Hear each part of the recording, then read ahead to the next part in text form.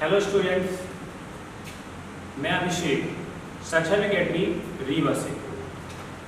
I hope आप बहुत सारे एग्जाम्स की तैयारी कर रहे होंगे।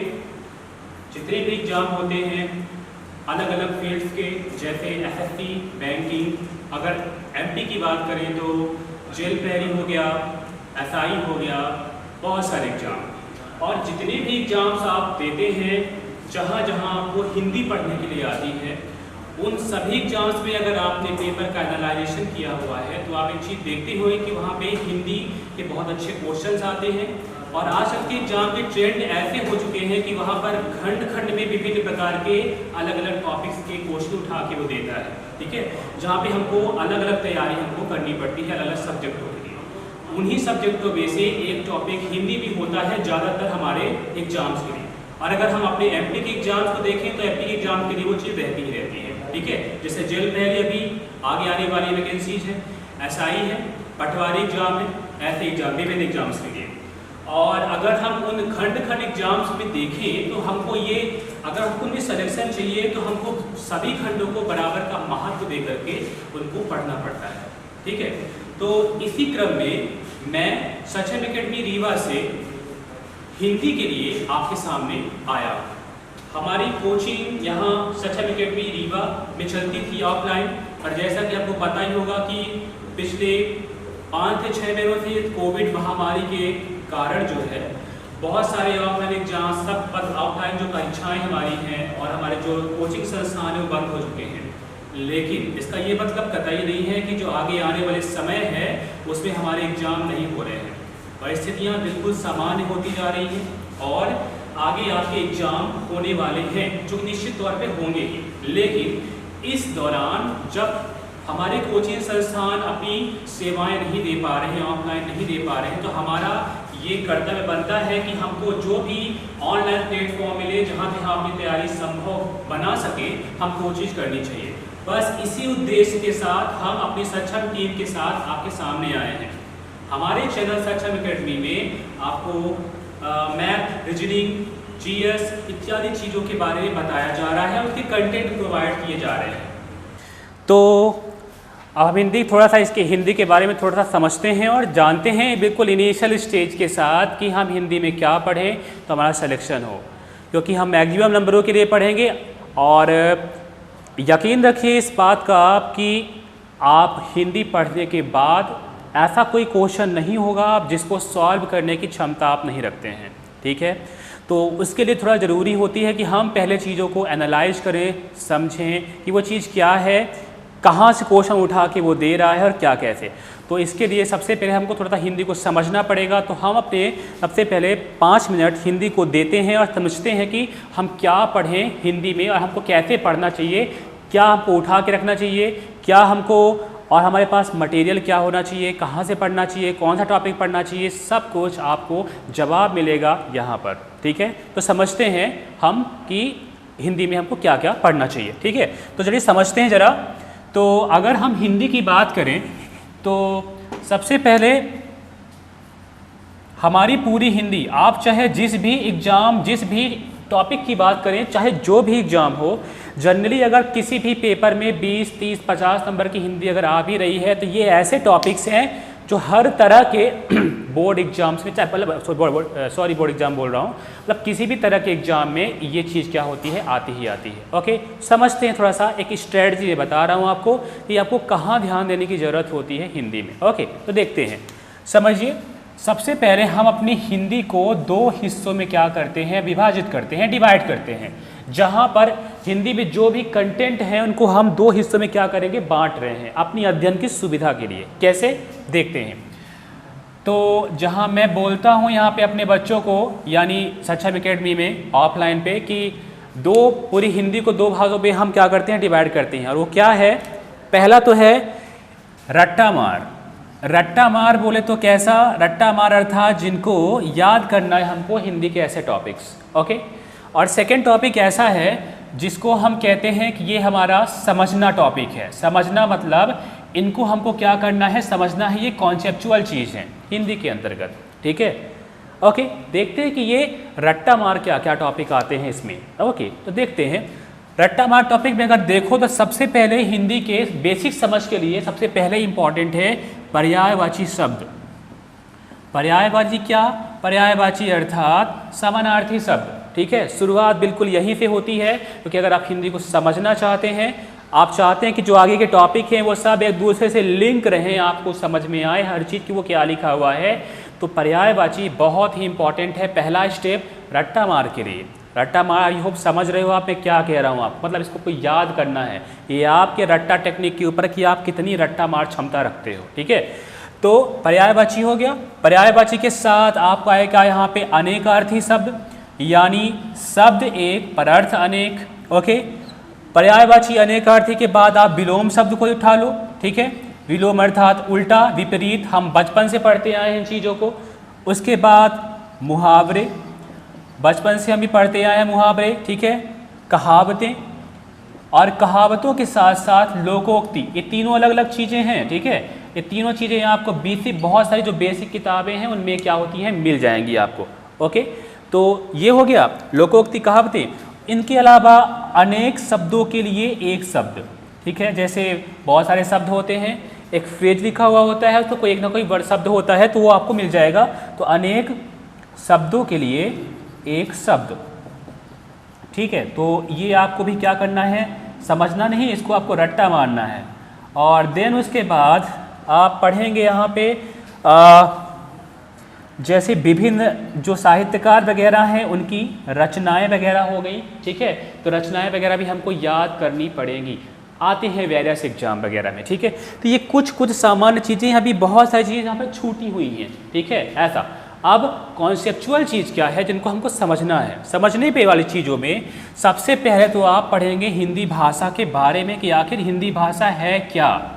ओके, हम हिंदी तो समझ लेंगे कि हिंदी, हाँ ये संज्ञा सर्वनाम व्यंजन स्वर वगैरह हो गया, पर हिंदी है क्या, सबसे पहला तो वही आता है। हिंदी का इतिहास क्या रहा है, कौन से वो लोग हैं जिन्होंने हिंदी को हिंदी बनाया। ओके, ये सब कुछ आप कहाँ पढ़ोगे, हिंदी भाषा के इतिहास पे पढ़ोगे आप। कैसे आपकी भाषा आज बनी है, कहाँ पहली भाषा थी, कैसे राजभाषा सब कुछ आप यहाँ पढ़ोगे। देन उसके बाद आप क्या पढ़ोगे, आप पहला स्टेप सीखोगे हिंदी व्याकरण का। और हिंदी व्याकरण में सबसे पहली चीज़ क्या आएगी, वर्णमाला, वही जो बचपन से पढ़ते आ रहे हैं अब तक। ठीक है, पीछा नहीं छूटने वाला, वो यहाँ भी हम पढ़ेंगे। ओके, तो वर्णमाला, वर्णमाला के बाद क्या, वर्णमाला के बाद हम पढ़ेंगे शब्द। शब्द, वो शब्द मतलब कहने का ये जो हम क्रम लिख रहे हैं, ये ऐसे टॉपिक्स हैं जो एक दूसरे से जुड़े हुए हैं। मतलब आप जब इनको पढ़ोगे तो आपके आगे के टॉपिक का रास्ता अपने आप साफ होता चला जाएगा। आप आगे की चीज़ को इन्हीं टॉपिक्स में पढ़ लोगे, तो जब उन टॉपिक्स को आप पढ़ोगे आपको लगेगा ही नहीं ऐसा कि आप कुछ अलग सी चीज़ पढ़ रहे हो। मतलब कुल मिला के एक दूसरे से कनेक्टेड हैं ये चीज़ें। ठीक है, तो शब्द हो गया। शब्द के बाद हम क्या देखेंगे, शब्द के बाद हम देखेंगे सीधा आएंगे किसमें, संधि में। ठीक है, मोस्ट इंपॉर्टेंट चैप्टर जहाँ पे हर एग्जाम में क्वेश्चन आते ही आते हैं। ओके, संधि के बाद हम देखेंगे वर्तनी, स्पेलिंग, जो हम बचपन से देखते आए हैं, जो हम लिखते हैं समझते हैं, वही सब कुछ यहाँ भी रहता है वर्तनी में समझने के लिए। और वर्तनी के बाद हम देखेंगे यहाँ पे वाक्य को। ठीक है, बहुत सारे क्वेश्चन वाक्य से भी पूछा जाता है। वाक्य के अलावा क्या, वाक्य के अलावा देन उसके बाद आते हैं उपसर्ग और प्रत्यय। ठीक है, और देन इसके बाद ये तो बेसिक चीज़ हुई। उसके बाद आते हैं शुद्ध अशुद्ध, बहुत सारे एग्जाम में शुद्ध अशुद्ध की चीज़ें पूछी जाती हैं। शुद्ध अशुद्ध के बाद अगर हम पर्टिकुलर किसी एग्जाम की बात करें, जैसे MPSI की बात करें, तो वहाँ पे कुछ टॉपिक और जोड़ा गया है। जैसे आता है वहाँ पर भाव पल्लवन। ठीक है, भाव पल्लवन, और पूछा जाता है भाव पल्लवन के साथ साथ संक्षेपण। ठीक है, ये चीज़ें भी उस टॉपिक में आती हैं। और देन इसके बाद क्या, ये जनरल ग्रामर। देन इसके बाद ग्रामर के बाद आता है हमारा ग्रामर पोर्शन, यानी संज्ञा, सर्वनाम, विशेषण, क्रिया इत्यादि। ये सब कुछ जाके कहाँ तक जाता है, अव्यय तक। यानी अव्यय तक संज्ञा से लेके हर एक चीज़ हमको यहाँ पे पढ़नी है। बिल्कुल बेसिक हिंदी का कि अगर हम इनको ना पढ़ें तो हमें समझ में नहीं आएगी कि हम पढ़ क्या रहे हैं। ठीक है, ये पहले बेसिक चीज़ हुई। अब देन इनके अलावा भी और बचा हुआ है। और क्या है, काव्यखंड। काव्यखंड बोले तो क्या, काव्यखंड तो काव्य में हमको काव्य पढ़ना है कि काव्य है क्या, कितने प्रकार का है, विद्वानों के अकॉर्डिंग कितने प्रकार के हैं, वगैरह वगैरह। और फिर हम काव्य के साथ पढ़ेंगे रस छंद और अलंकार को। ठीक है, तो रस छंद अलंकार को पढ़ करके वापस से हम फिर आगे जाएंगे और देन हम पढ़ेंगे जाके हिंदी साहित्य के बारे में कि हिंदी साहित्य कहाँ से था, द्विवेदी युग और जितने भर वहाँ पे साहित्यकार और साहित्यिक युग रहे हैं उन सभी के बारे में आपको पढ़ने के लिए मिलेगा इन टॉपिक्स में। और देन इन सब को पढ़ने के बाद आप ये कह सकते हो कि कुछ कुछ जो टॉपिक एक्स्ट्रा बचे हुए हैं जो किसी अदर वेरियस एग्जाम में स्पेशली पूछा जाता है तो आप अलग से उनको पढ़ सकते हो। ठीक है, तो ज़रा देख लो आप सामने। तो एक बार समझते हैं फिर से वापस मैं इसी को समझा देता हूँ आपको कि हमारी हिंदी में हम पूरे हिंदी के जो अलग अलग विषय वस्तु टॉपिक्स हैं उन टॉपिक्स को हमने दो हिस्सों में डिवाइड किया हुआ है। ओके, कैसे? ये पहला रट्टा मार बोले तो कैसा, इनको हमको बस याद करना है, समझने वाली कोई चीज़ है ही नहीं इनको। यहाँ पर काम आएगा आपका रटने की क्षमता। ठीक है, आप इनको रट रहा हो, बस कुल मिला के ये बात है। दूसरा है क्या, समझने वाले टॉपिक जहाँ पर कॉन्सेप्ट काम करेगा। कॉन्सेप्ट कैसे, इनको हमको समझना पड़ेगा। जैसे हिंदी भाषा का इतिहास, वर्णमाला, शब्द, संधि, वर्तनी, वाक्य, ठीक है, उपसर्ग, प्रत्यय, शुद्ध अशुद्ध, भाव, पलवन, संक्षेपण इत्यादि बहुत सारे ऐसे टॉपिक हैं जो आपको ये चीज़ें में समझना पड़ेगा। ओके, आई होप अब मेरी बात समझ में आ रही है आपको कि मैं क्या समझाने की कोशिश कर रहा हूँ आपको। ठीक है, अब आप इनको पढ़ो कहाँ से। ओके, तो देखो सिंपल सा है, इन सभी के लिए मैं आपको सोर्स बताऊंगा कि आप कौन से टॉपिक को कौन से सोर्स से पढ़ो तो आपका वो टॉपिक बिल्कुल कंप्लीट हो जाए। ओके, मैं आपको बिल्कुल सोर्स बताऊंगा सारे के सारे कि आप कौन से उन टॉपिक्स को पढ़ोगे। ठीक है, देन उसके बाद आप क्या करें, हम अब इन टॉपिक को हमको समझना है। जैसे अब देखो, अगर हम पर्टिकुलर किसी एक एग्जाम की बात करें कि जहाँ पे हिंदी बहुत ज़्यादा आती है, जैसे हम MPSI की बात करें तो MPSI में हिंदी अकेले 70 नंबर की आती है। पहले पेपर में 70% नंबर की अकेले की आती है हिंदी, और हिंदी SI का कोर पॉइंट है। आपको सिलेक्शन चाहिए तो आपकी हिंदी बहुत अच्छी होनी चाहिए उसके लिए। ठीक है, अगर मैं उसके हिसाब से बात करूं तो आप देखो उस 70 नंबर की हिंदी या जो भी अदर एग्जाम है जहां 20-20 नंबर, 30-30 नंबर, 50-50 नंबर में भी हिंदी पूछी जाती है, मैं आपको बताऊं उन सभी में अगर आप देखो पेपर उठा करके तो आपको इन दोनों ही चीज़ों से क्वेश्चन में देखूं तो जनरली आपका ये हिस्सा 50% से अधिक का ही रहेगा। कौन सा? रट्टा मार वाली चीज़ें। ओके, यानी आप देखो उसमें वही कहावतें, मुहावरे, अनेकार्थी शब्द, अनेक शब्दों के लिए एक शब्द, यही सब ज़्यादातर क्वेश्चन पूछा रहता है। और यही कारण है कि ज़्यादातर लोगों से एक एवरेज नंबर पे क्वेश्चन मतलब मार्किंग बन जाती है, उनसे बन जाता है कि वो क्या पढ़े हुए हैं। ठीक है, देन उसके बाद 50% से कम परसेंट में ये चीज़ें आती हैं। पर हाँ, मैं अगर आपको कहूँ सरल और कठिन कौन सा है, तो जो ये रट्टा मार चीज़ें होती हैं, अगर आपने रट्टा मार लिया तो बहुत सरल से आते हैं, सिंपल से आते हैं, ये आपसे बन जाते हैं जनरली।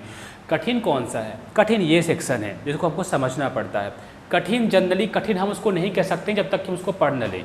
कठिन हमारे लिए वही है जो जिसको हमने पढ़ा नहीं है, सिंपल सा है और कुछ कठिन नहीं होता है। ओके, तो ये हमारे हिंदी का क्या है, हिंदी का हमारे टॉपिक है। आई होप कि आप समझ गए होंगे कि आपको हिंदी में कैसे कैसे पढ़ना है। ये कि स्ट्रेटजी है हिंदी को पढ़ने की कि कैसे पढ़ा जाता है हिंदी को। ओके, आप जानते हो कि आप हिंदी के बारे में एक बड़ी अच्छी बात जानते हो क्या होती है?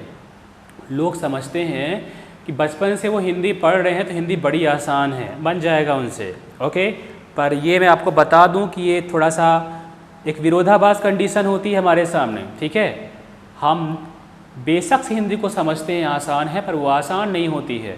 हिंदी में एक बिंदी का भी महत्व होता है, इसीलिए वो कठिन है। समझ गए? इसकी कठिनाई इसी में है कि आप इसको सरल समझते हो और आप इतनी सी गलती कर देते हो जिसके कारण आपके वो क्वेश्चन क्या हो जाते हैं, गलत हो जाते हैं। ओके, और मैं बताऊं, अगर आप पढ़ने में अच्छे हो, अच्छा पढ़ रहे हो, तो आपको जब सिलेक्शन होगा ना, वो सिलेक्शन मुश्किल से 1, 2, 3 नंबरों से ही रह जाता है। ठीक है, और जब हम घर में जाते हैं मिलाते हैं कि अरे हमने यहाँ गलत कर दिया, वहाँ गलत कर दिया, तो हम इतने नंबर से हमारे सिलेक्शन रुक जाते हैं और हम अपनी गलती के कारण अपने सिलेक्शन को क्या करते हैं, गवा देते हैं। तो प्रैक्टिस इतनी करो कि गलती होने की गुंजाइश रह ही न जाए। बात समझ में आ रही है? बिल्कुल, ये कंपटीशन क्षेत्र है, ये कंपटीशन लाइन है। यहाँ या तो आर होता है और या तो पार होता है। बात समझ में आ रही है?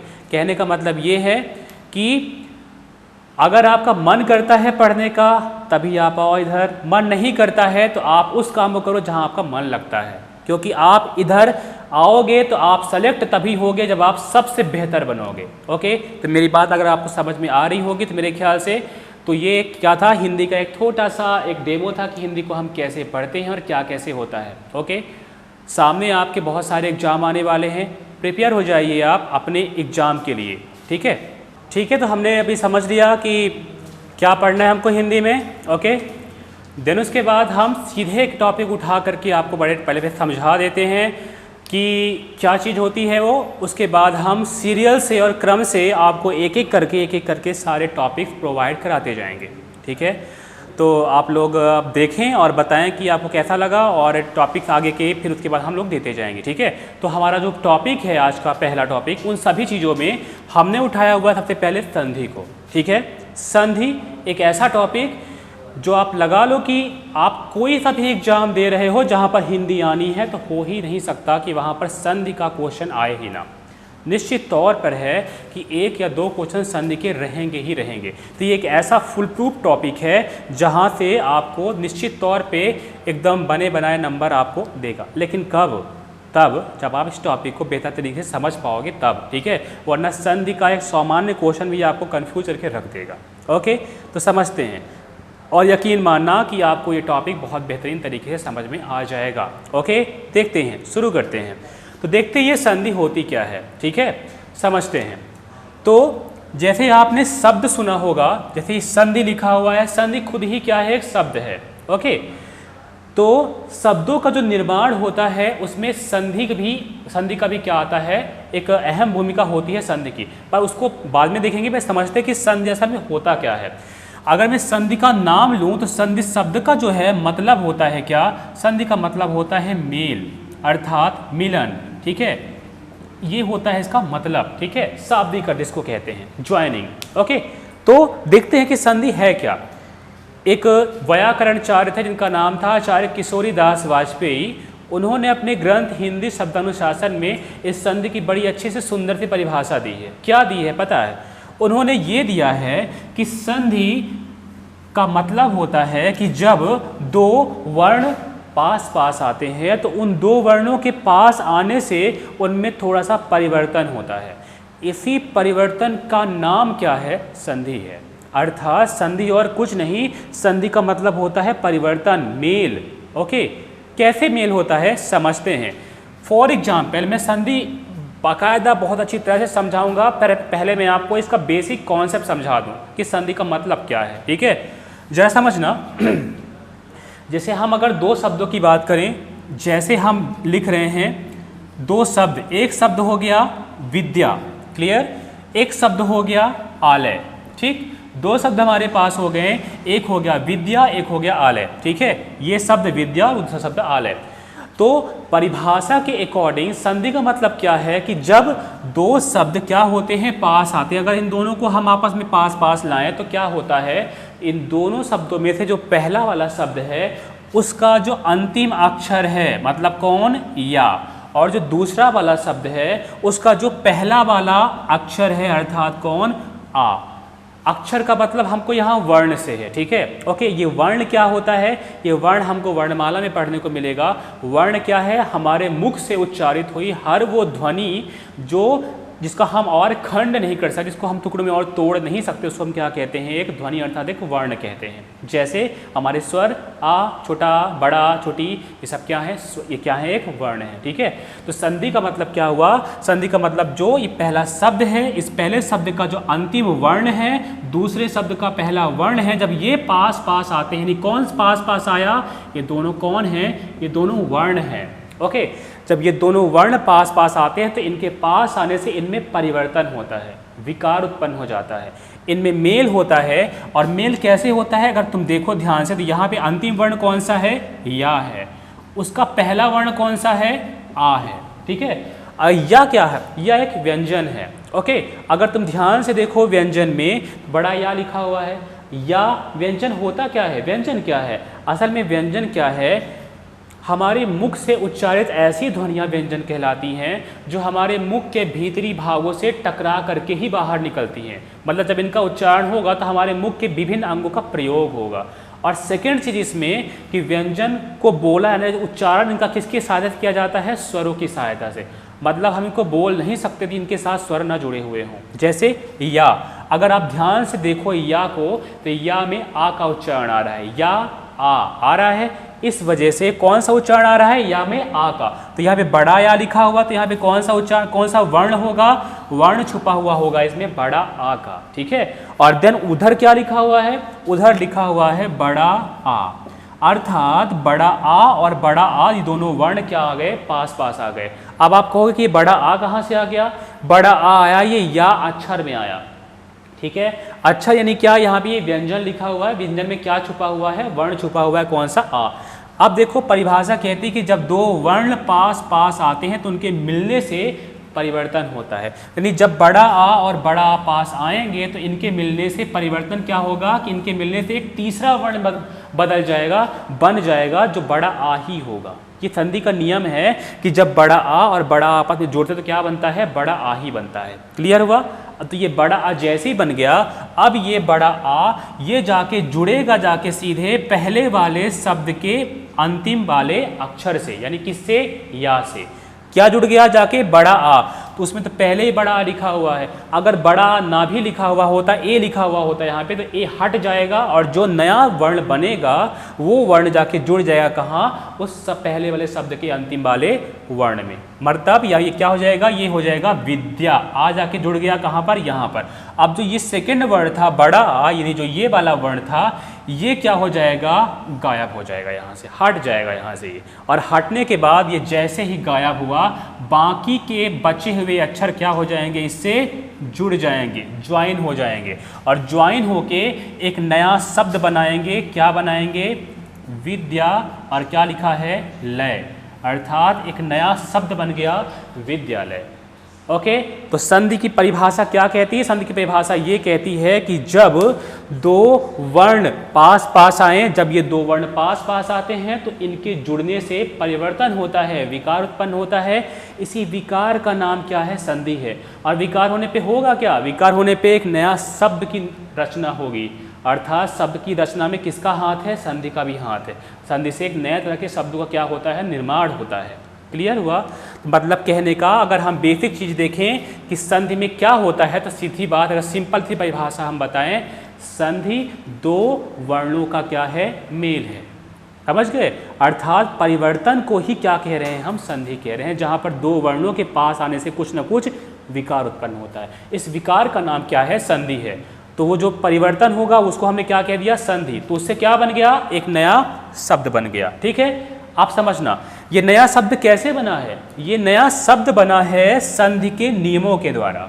ठीक है, जब ये आ आया तो ऐसा ऐसा बन गया। ठीक है, संधि के नियमों के द्वारा बना है। तो क्या करें, इस शब्द को जो विद्यालय लिखा हुआ है, जिस संधि के द्वारा, जिस नियमों के द्वारा ये बना हुआ है, इसको अपनी पूर्ववत स्थिति में पुनः लाने की जो प्रक्रिया है उसको हम क्या कहते हैं, उसको हम कहते हैं संधि का विच्छेद। क्या कहते हैं उसे, संधि का विच्छेद। मतलब ये संधि का विच्छेद है। पूर्ववत स्थिति का मतलब क्या हुआ, ये क्या हुआ, विद्यालय। पूर्ववत स्थिति क्या होगी, विद्या और आलय। ओके, तो ये क्या है, संधि है। तो अगर हम ध्यान से देखें कि संधि में वो कौन से बेसिक नियम हैं जिनको हमको देखना है, ध्यान देना है, वो क्या है। सबसे पहली चीज संधि का बेसिक नियम पहला क्या है कि संधि दो वर्णों का मेल है। क्या है, मेल। ठीक है, जब दो वर्ण पास पास आते हैं, उन वर्णों के पास आने से जो परिवर्तन होता है वही परिवर्तन क्या कहलाती है, संधि कहलाती है। डन। देन उसके बाद क्या होता है, इस संधि के द्वारा नए शब्दों का क्या होता है, निर्माण होता है। यानी जब परिवर्तन होगा तो उस परिवर्तन से वो दोनों शब्द आपस में जुड़ जाते हैं और उनके जुड़ने से एक तीसरा प्रकार का क्या बनता है, शब्द बनता है। और इससे एक नए प्रकार के शब्दों की क्या होती है, रचना होती है। ओके, ठीक है। अब समझते हैं आगे, क्या संधि कितने प्रकार की होती है। ठीक है, क्या संधि के अलग सब एक अधिक प्रकार हैं, बिल्कुल हैं। ठीक है, अगर हम अपने स्वरों की बात करें, वर्णमाला में दो चीज़ें होती हैं। क्या क्या, एक स्वर, एक व्यंजन। अगर हम अपने स्वरों की बात करें तो हमारे पास स्वरों की संख्या कितनी है, स्वर हमारे पास मूल रूप से कितने हैं, 11 स्वर होते हैं। ओके, वही जो बचपन से पढ़ते चले आ रहे हैं। ठीक है, क्या सभी स्वर एक जैसे हैं? नहीं, वो स्वर एक जैसे नहीं हैं। अगर हम छोटा आ, बड़ा आ, छोटी ई, बड़ी ई, छोटा ऊ, बड़ा ऊ को देखें तो ये एक जैसे एक जाति के स्वर हैं। पर आ के अलावा तुम देखो ई भी है, ऊ भी है, ए भी है, औ भी है, मतलब वो विभिन्न जाति के स्वर हो गए। मतलब एक से कई प्रकार के क्या हैं स्वर हैं। इसी वजह से वर्ण हमारे पास एक से अधिक क्या कहते हैं कैटेगरी के हैं, श्रेणी के हैं। इसी वजह से संधि जो यहाँ पे हो रही है, ये संधि भी कुछ अलग अलग प्रकारों में विभाजित की गई है। कैसे देखना, संधि है क्या? दो वर्णों में जो पास पास आने से विकार उत्पन्न होता है वही क्या है? संधि है वर्णों में। अब समझो, यदि वो दोनों के दोनों वर्ण जो पास पास आ रहे हैं वो कौन हुए? वो दोनों के दोनों वर्ण कौन हुए? स्वर हुए। इधर भी स्वर, उधर भी स्वर, ठीक है। तो संधि कौन सी होगी? संधि होगी स्वर संधि, ओके। और यदि उन दोनों वर्णों में से एक भी तरफ यदि व्यंजन वर्ण लिखा हुआ है तो वो संधि कौन सी होगी? वो संधि होगी व्यंजन, ओके। एक तीसरा प्रकार भी है। अगर हम देखें, यदि उन दोनों वर्णों में से एक तरफ स्वर हो और एक तरफ विसर्ग हो, ये विसर्ग क्या होता है? आहा। आहा क्या है? विसर्ग है। वो वाला आहा नहीं, जैसे लिखा हुआ है प्रातः, तो आहा जो है ये क्या है? विसर्ग। हमारे स्वरों की कैटेगरी में एक कैटेगरी आती है अयोगवाह की। अयोगवाह दो चीज़ों से मिलकर बना हुआ होता है, एक अनुस्वार और एक विसर्ग। अनुस्वार बोले तो क्या? अनुस्वार बोले तो अंग की मात्रा, वो क्या है? अनुस्वार। आहा क्या है? वो एक विसर्ग है, ठीक है। तो विसर्ग के आधार पर एक तरफ क्या हो? स्वर हो, एक तरफ क्या हो? विसर्ग हो। तो यहाँ पे संधि कौन सी हो जाती है? विसर्ग संधि। मीन्स कहने का कि हमारे पास संधि के कितने प्रकार हैं? संधि के कुल 3 प्रकार हैं। कौन कौन से? स्वर संधि, व्यंजन संधि, विसर्ग संधि। किस आधार पर? इस आधार पर कि जो परिवर्तित होने वाले वो जो दो वर्ण हैं पास पास आ रहे हैं, वो हैं कैसे, वो कौन सी नेचर के हैं, ठीक है। दोनों स्वर हैं तो संधि कौन सी हो गई? स्वर हो गई। उनमें से कोई व्यंजन हुआ तो संधि कौन सी हो गई? व्यंजन हो गई। उनमें से कोई विसर्ग हुआ तो संधि कौन सी हो गई? संधि हो गई विसर्ग। क्लियर हुआ? तो कुछ ऐसा यहाँ पे बनाया गया है इस संधि के बारे में, ठीक है। अब बारी बारी समझते हैं इन संधि को कि क्या है वहाँ पे, ठीक है, ऐसा, ओके। तो समझते हैं इनको, ठीक है। तो अभी हमने देखा संधि कितने प्रकार की है, क्या होती है, सबके बारे में जान लिया, ओके। आई होप आप संधि के बारे में थोड़ा सा जान गए होंगे। ये एक डेमो है। डेमो का मतलब ये है कि आप अभी बस समझ रहे हो कि संधि क्या है। मैं इनको बहुत ही अच्छी तरह से बाकायदा एक एक चीज़ समझाऊंगा आपको कि क्या है, कैसे है, सब कुछ, ओके, ठीक है। तो चलो एक बार फिर देखते हैं। तो संधि कितने प्रकार की थी? संधि 3 तरह की थी। कौन कौन सी थी? स्वर, व्यंजन और विसर्ग। किस आधार पर? वो दोनों वर्ण कैसे थे, ओके। स्वर थे कि व्यंजन थे कि विसर्ग थे, ओके, ठीक है। एक बार मैं तीनों के एग्जाम्पल्स लिख करके आपको दिखाता हूँ कि कैसे स्वर और व्यंजन और विसर्ग हो जाते हैं, ओके। जैसे सपोज करो लिखा हुआ है एक शब्द, लिखा हुआ है नव और आगत, ठीक है, नव और आगत। तो देखो संधि क्या कहती है? संधि ये कहती है कि जो दो शब्द पास पास आए, शब्द नहीं वर्ण पास पास आए, तो जब शब्द आएंगे तब तो वर्ण आएंगे साथ में, क्योंकि शब्द किससे बने होते हैं? शब्द वर्णों से, अक्षरों से बने होते हैं। अक्षर किनके बनते हैं? अक्षर वर्ण से बनते हैं, ठीक है। तो नव और आगत, तो पहले वाले शब्द का कौन सा वाला? दूसरा वाला वर्ण। क्या लिखा है? वो लिखा हुआ है वा। और दूसरे वाले शब्द का पहला वाला वर्ण कौन सा? बड़ा आ, ठीक है। इन दोनों को हमने निकाल लिया, क्लियर। अब ये हमको वो दो वर्ण मिल गए जिनमें क्या होगा? पास पास आने से क्या होगा? विकार उत्पन्न होगा, ठीक है। तो ये क्या है? वा। वा क्या है? एक व्यंजन है। अब जैसा कि मैंने बताया था, व्यंजन स्वरों की सहायता से ही बोले जाते हैं। तो वा में कौन सी ध्वनि आ रही है? वा, आ की ध्वनि आ रही है सिंपली। तो यहाँ पे क्या है? आ है। उधर क्या है? वो भी आ है। तो जब क्या होता है, संधि का नियम कहता है कि जब एक ही जाति के दो स्वर मिले तो उसी जाति का बड़ा वाला अर्थात दीर्घ वाला वर्जन बनता है। अर्थात आ और आ मिलके क्या बनेंगे? बड़ा आ, ये बन जाएगा। ओके, अब बड़ा आ जाके कहाँ जुड़ेगा? बड़ा आ जाके जुड़ेगा पहले वाले शब्द के दूसरे वाले वर्ण में, यहाँ पर। वो तो पहले से आ लिखा हुआ है, सिंगल मात्रा का है, तो उसको हम क्या करेंगे, ये आ जोड़ देंगे कहाँ पर, वहाँ पर जोड़ दिया, ये क्या बन गया, नवा बन गया। ओके, अब जो उधर वाला आ लिखा हुआ है वो कहाँ जाएगा, वो गायब हो जाएगा, हट गया वो, उसको तुम हटा दो, ये हटा दिया तो क्या बचा, गत बस बचा, ऐड कर दो सबको, तो क्या बन जाएगा, ये बन जाएगा नवागत। क्या बना, नवागत बना। क्लियर हुआ? अब जरा एक बार थोड़ा सा दिमाग के घोड़े दौड़ाओ और बताओ कि यहाँ पे कौन सी संधि हो गई, स्वर है कि व्यंजन है कि विसर्ग है? ठीक है, ये दोनों कौन है, स्वर हैं, इसलिए संधि कौन सी होगी, स्वर संधि होगी। क्लियर है? ठीक है, अब हम दूसरा एग्जाम्पल देखते हैं किसी दूसरी संधि का। चलो देखते हैं, जैसा जैसे मान लो लिखा हुआ है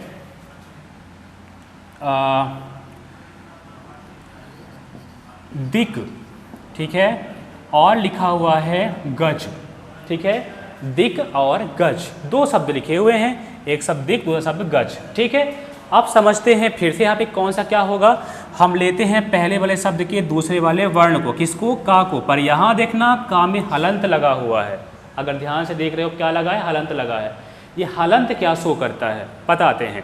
दूसरा वाला क्या लिखा हुआ है, गा, तो गा को उतार देते हैं, ये हमको दो अक्षर मिल गए। अब देखते हैं कि इनमें क्या है। अब जरा ये देखो, का में हलंत लगा है। आपको पता है कि हलंत क्या है, मैंने बताया जो व्यंजन शब्द होते हैं उनका उच्चारण स्वरों की सहायता से किया जाता है, पर यदि व्यंजन को लिखा जाए, लिखित रूप में व्यक्त किया जाए, तो आपको पता है शुद्ध रूप व्यंजन को लिखने के लिए आप क्या लगाओगे, नीचे हल लगाओगे। इसको क्या कहते हैं, हल, अर्थात हलंत कहते हैं। ठीक है, ये दिखाता है कि ये जो का लिखा हुआ है ये स्वर रहित है, अर्थात इसमें स्वर नहीं है। और अगर यहीं पे हम का लिख दें तो ये क्या दिखाता है, ये दिखाता है कि वो जो का लिखा हुआ है पहला वाला, ये का में आ है, अर्थात स्वर है इसमें, और इस का में स्वर गायब, अर्थात ये व्यंजन का शुद्ध रूप है। क्लियर हुआ? ऐसा मतलब ये कौन है, यहाँ पे हम आ नहीं लिखेंगे, क्यों, क्योंकि ये हलंत लगा हुआ है, मतलब ये व्यंजन है, मतलब ये क्या है, व्यंजन है। प्लस उधर क्या लिखा है, गा, उधर कोई हलंत नहीं लिखा, तो मतलब वहाँ पे कौन सा वर्ण आ रहा है, आ रहा है, यानी एक व्यंजन और एक क्या है, स्वर है। तो संधि कौन सी होगी, व्यंजन संधि। क्लियर? ओके, अब देखो आगे, अब क्या, कैसे जोड़ें इसको। तो व्यंजन संधि का एक नियम है। नियम क्या कहता है, नियम ये कहता है कि यदि व्यंजन के बाद, ठीक है, किसी भी व्यंजन वर्ग का तीसरा अक्षर आए, किसी भी व्यंजन वर्ग का, मतलब चाहे का वर्ग, चा वर्ग, टा वर्ग, मतलब का खा गा गा अंगा चा छा जा इया, ये सब क्या है, इनके पहले जो अक्षर होते हैं इस वर्ग के नाम से पूरे अक्षर गिने जाते हैं। तो किसी भी वर्ग का तीसरा अक्षर है, जैसे गा लिखा हुआ है तो गा क्या है, ये का वर्ग का तीसरा अक्षर है, का, खा और गा थर्ड अक्षर।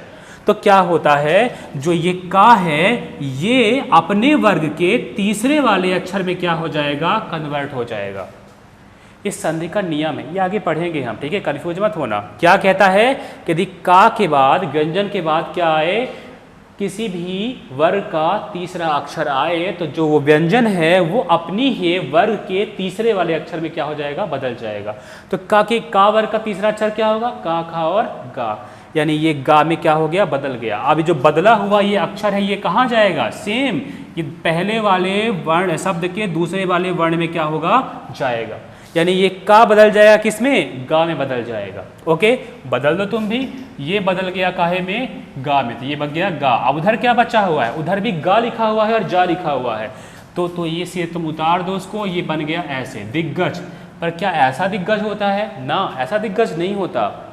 कैसा दिग्गज होता है, दिग्गज ऐसा होता है कि जब दो व्यंजन शब्द पास पास आते हैं, मतलब दो एक साथ लिखे होते हैं, तो जो पहला वाला होता है वो का हो जाता है, आधा हो जाता है, ऐसे। तो इस तरह का दिग्गज बनता है। ठीक है, ये क्या है, ये व्यंजन संधि का एग्जाम्पल है। ये जो मैं अभी बताया ये आगे रूल है व्यंजन संधि का, बस इसको पढ़ेंगे और समझ में आ जाएगा। और मैं आपको बता रहा हूँ कि बस मैं रूल तुमको पढ़ाने के लिए समझाऊँगा कि बस एक बार जान जाओ कि रूल से भी संधि बनती है, उसके बाद आपको किसी रूल की ज़रूरत पड़ेगी ही नहीं। आप चुटकियों में क्या करोगे, संधि को सॉल्व करोगे। सामने लिखा रहेगा दिग्गज, आप तुरंत 1 सेकंड के अंदर उसका आंसर दे दोगे कि ये संधि कौन सी है और इसका संधि विच्छेद क्या होगा। बिलीव मी, समझ गए। अब चलते हैं आगे, ठीक है। ये कौन सी संधि हुई, ये व्यंजन संधि हुई, ठीक है। मैं पहले डेमो दिखा रहा हूँ तीनों संधियों का। अब चलते हैं विसर्ग में, एक तो बचवे है अब तो, ठीक है, तो वही वाला होगा। ओके, तो चलते हैं। अगर लिखा हुआ है एक तरफ मनः, एक तरफ लिखा हुआ है हर, क्या लिखा है, मनः और हर, दो शब्द लिखे हुए हैं। ये मनः, ये हर है। अब देखो ये क्या है, आहा। आहा मतलब क्या, आहा विसर्ग होता है, ठीक है। तो विसर्ग लगा हुआ में सीधा संधि कौन सी होगी, विसर्ग ही होगी। ओके, पर इतना सरल क्वेश्चन नहीं आता कि पूछ ले मनः धन हर में कौन सी संधि होगी। अरे जब विसर्ग लगा तो संधि तो विसर्ग ही होगी, समझ रहे हो, ऐसा क्वेश्चन नहीं आता, ठीक है। देखते हैं क्या होगा। अब देखो यहाँ पे क्या लगा है, विसर्ग, उधर क्या है, हा, तो हा में क्या है, हा में आ है। तो अब देखो विसर्ग जैसे व्यंजन का रूल था वैसे विसर्ग का भी रूल होता है यार। वो ये कहता है कि यदि विसर्ग के पहले क्या हो, आ आए। यहाँ पे क्या लिखा हुआ है, ना, ना में कौन सा वर्ण छुपा हुआ है, आ वर्ण छुपा हुआ है। उधर क्या लिखा है, हा, वो कौन सा वर्ण है, वो भी तो आ ही वर्ण है। मतलब यदि विसर्ग के पहले आ हो, ये विसर्ग के पहले आ है, विसर्ग के बाद आ हो, विसर्ग के बाद भी क्या है, आ है, तो क्या होता है, जो विसर्ग होता है वो अपने उसी फॉर्म में नहीं रह जाता, उसके दो दो तरफ क्या हो जाते हैं, स्वर, और दो तरफ स्वर होने के कारण वो अपना अस्तित्व खो देता है, समझ गए। और वो विसर्ग बदल जाता है काहे में, ओ में। क्लियर, कुछ भी नहीं होगा, बस विसर्ग बदलेगा ओ में, बाकी सबको ऐड कर दो तो क्या बन जाएगा, ये बन जाएगा मनोहर। क्या बना, मनोहर। तो संधि कौन सी हो गई, विसर्ग होने के कारण संधि कौन सी हो गई, विसर्ग संधि। क्लियर हुआ। तो ये तीनों ही संधियों के क्या हैं, आपके पास एग्जाम्पल हैं कि संधि होती क्या है, ठीक है। अब चलो एक बात समझते हैं। अभी तो हमने आपको जोड़ना सिखाया, ठीक है, कि संधि जब दो दो शब्द लिखे हुए हों तो जोड़ेंगे कैसे इनको। जब जोड़ना सीखोगे तभी तो तोड़ना सीखोगे, समझ रहे हो। तो पहले जोड़ना सीखो और फिर उसके बाद क्या करो, तोड़ना सीखो, ठीक है। तो समझते हैं। तो जैसे सपोज करो लिखा हुआ है वर्ण सत्याग्रह, क्या लिखा है, सत्याग्रह। ओके, अब यहाँ पे एक शब्द लिखा हुआ है, आपको पता नहीं है कि वो क्या है। हम क्वेश्चन करेंगे, मतलब क्वेश्चन आएगा वहाँ से, सत्याग्रह का संधि विच्छेद क्या होगा, ठीक है। संधि विच्छेद याद है आपको क्या है, संधि विच्छेद का मतलब था कि सत्याग्रह जिन संधि के नियमों के द्वारा बना हुआ है उस नियमों में आपको वापस से पुनः उसको क्या करना है, तोड़ना है। याद रखना संधि विच्छेद का नियम है। नियम क्या है, नियम ये है कि जब भी वो दो टुकड़ों में टूटेगा तो जो दोनों खंड होंगे वो दोनों खंड सार्थक होने चाहिए, मतलब उनका कोई ना कोई अर्थ निकलना चाहिए। याद रखना ये हिंदी में हर जगह आपको काम आएगा। आप जब भी किसी शब्द के, किसी वाक्य के दो टुकड़े करोगे तो वो सारी चीज़ें अर्थ वाली होनी चाहिए, निरर्थक नहीं होगी। और अगर निरर्थक हो गई तो टूटेगा ही नहीं वो। क्लियर है। ऐसा सत्याग्रह देखते हैं कैसे टूटेगा। तो देखो आपने यहाँ पे अगर इसको ध्यान से देखो तो लिखा हुआ है सत्याग्रह। अब हम संधि का नियम देखते हैं कौन सा नियम लगा हुआ है। तो यहाँ पे अगर देखें तो तुमको अगर ध्यान से देखो तो इसमें दो शब्द तुमको दिखाई दे रहे होंगे, ये सत्या और ग्रह, ठीक है। तो इस क्लियरली समझ में आ रहा है कि दो शब्द लिखे हुए हैं, ठीक है। तो इसका विच्छेद कैसे करें हम। विच्छेद करने का नियम ये होता है कि विच्छेद जनरली वहीं से होता है जहाँ कोई दीर्घ वाली मात्रा लगी होती है। ये दीर्घ मात्रा क्या होती है, बड़ी वाली मात्राएं, अर्थात बड़ा आ, बड़ी ई, बड़ा ऊ, ऐसी वाली मात्राएं, वहीं से वो संधि क्या होती है, वो शब्द क्या होता है, टूटता है। ओके, तो यहाँ कहाँ लगी है बड़ी वाली मात्रा, ये लगी है सत्याग्रह में, बड़ा या में लगी हुई है। याद रखना छोटी वाली मात्राओं में से कभी टूटता है ही नहीं, ठीक है। ऐसा तो ये क्या है, बड़ी वाली मात्रा कहाँ लगी है, या में, यहीं से टूटेगा। तोड़ के देखते हैं एक बार। अब कौन सी मात्रा लगी है, बड़ा आ की मात्रा लगी हुई है। चलो देखते हैं। तो बड़ा आ की मात्रा ये बताओ, बड़ा आ की मात्रा आती कब है, ठीक है। बड़ा आ कैसे बनता है, इसके लिए आपको किसकी ज़रूरत पड़ेगी, इसके लिए आपको ज़रूरत पड़ेगी किसकी, स्वरों की। अर्थात आपको स्वरों का ज्ञान होना चाहिए, तभी आप ये बता पाओगे कि बड़ा आ कैसे बनता है। बड़ा आ दो छोटा आ से बनता है, समझ गए। बड़ा आ कब बनेगा, बड़ा आ तब बनेगा यदि दो छोटा आ और छोटा आ आपस में क्या हो, मिले। ये पहला। यदि छोटा आ प्लस बड़ा आ ये मिले तब भी बड़ा आ बनेगा। यदि एक तरफ बड़ा आ हो प्लस दूसरी तरफ छोटा आ हो तब भी क्या बनेगा, बड़ा आ ही बनेगा। और यदि दोनों तरफ बड़ा आ और बड़ा आ हो तब भी क्या बनेगा, बड़ा आ ही बनेगा। एक नियम कहता है एक ही जाति की यदि स्वर हुए, ठीक है, जैसे आ और आ एक ही जाति के स्वर है, इनको सजातीय स्वर कहा जाता है, ओके, तब जो उधर स्वर बनेगा वो उसी जाति का हमेशा दीर्घ ही बनेगा। उसी जाति का आ है तो आ का ही बनेगा, ई है तो ई का बनेगा, ऊ है तो ऊ का बनेगा। तीन तो हैं ही, समझ गए ऐसा, ओके। आप समझते हैं। तो अभी हमने बताया कि बड़ा आ कब बनता है, जब दोनों तरफ छोटा आ या बड़ा आ या छोटा आ या बड़ा आ हो, ठीक है। तो चलो देखते हैं, ये बड़ा आ लिखा हुआ है तो कैसे तोड़ें इसको, हम तोड़ेंगे ऐसे, ये लिखा हुआ है सत्य, ठीक है, और उधर लिखा है, उधर क्या, अब देखो यहाँ पे क्या आ गया, ये लिखा हुआ है सत्य, या में कौन सी मात्रा लगी हुई है, वर्ण कौन सा है, आ है, ठीक है, आ गया। अब उधर क्या आना चाहिए, तो बड़ा आ जाए, उधर बड़ा आ आए या छोटा आ आए तो आ जाएगा क्या, बड़ा आ की मात्रा, ठीक है। तो हम अब वहाँ तो लिखा तो नहीं है बड़ा आ, तो हम क्या करेंगे, याद करो विच्छेद हमने बताया था, जो दूसरा वाला शब्द है उसका पहला वाला वर्ण क्या हो जाता है, गायब हो जाता है, तो वो गायब हो गया है वहाँ पर, उसको प्रकट करना पड़ेगा, ठीक है। तो प्रकट करवा देते हैं। तो ये क्या हो जाएगा, उधर क्या हो जाएगा, उधर हो जाएगा आ, और बाकी की चीज़ों को क्या कर देंगे, हम उतार देंगे। तो ये क्या हो जाएगा, सत्य और आग्रह, सत्याग्रह, ठीक है। ये संधि विच्छेद है, ठीक है। अब समझना, आप इसे देख के बिल्कुल भी कंफ्यूज मत होना कि क्या है, समझ में नहीं आ रहा है, सत्याग्रह, संधि विच्छेद, कैसे आ गया, कैसे ई आ गया, वगैरह वगैरह सब कुछ समझेंगे। मैंने बताया ना, अभी जो हमने लिखा हुआ था वहाँ पर वर्ण, ठीक है, शब्द वगैरह, वो सब सीरियल में लिखा था। उसका सीरियल लिखने का मतलब क्या है पता है आपको, मैंने कहा था ना, हर एक चीज़ लिंक है एक दूसरे से। मतलब आप जब संधि पढ़ोगे तो आपको किसकी रिक्वायरमेंट होगी, आपको रिक्वायरमेंट होगी पहले तो वर्णमाला की, ताकि आप पूरा वर्णमाला जानो कि कितने स्वर होते हैं, वो स्वर किससे किससे बने हुए हैं, कितने व्यंजन होते हैं, कौन सा व्यंजन किससे बना हुआ है, पहला। दूसरा आपको रिक्वायरमेंट होगी किसकी, शब्द की, कि आप शब्दों के प्रकार को जानो कि कितने प्रकार के शब्द होते हैं। आप जानोगे कि रचना के आधार पर एक शब्द होता है, 3 टाइप के शब्द होते हैं, रूढ़, यौगिक और योग रूढ़, ठीक है। जब आप ये जान जाओगे तो आपको पता चल जाएगा कि जो वहाँ पे शब्द है इसका भी महत्व आ रहा है कहाँ पर, संधि में, ओके। तो ये सब चीज़ की रिक्वायरमेंट होगी कहाँ पर, इस वर्णमाला और शब्द में।